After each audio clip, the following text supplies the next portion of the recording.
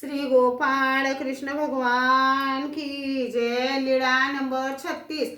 बाईसा प्रति कळसाच्या घराचा परिहार।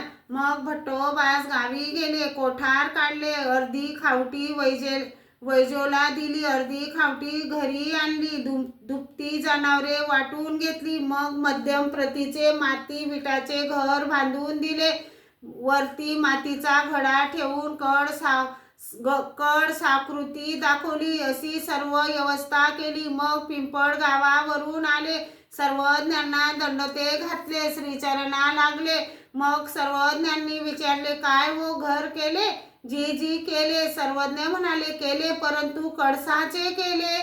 बाईसाने विचारले, बाबा कळसाचे म्हणजे काय? सर्वज्ञ म्हणाले, बाई हा मातीच्या मडक्याचे कळस लावून आला। मग सर्वज्ञांनी भट्टोबासांना विचारले, काय हो पिंपळ गावावरून आलात? जी हो आलो। सर्वज्ञांनी विचारले, देमतीला भेटले? नाही जी, मी गावात गेलो नाही। सर्वज्ञ म्हणाले, येतीच या संबंधा गेले, तेतुले ओटे गोटे आदी करुनी तुम्हा नमस्करणीयो की गा।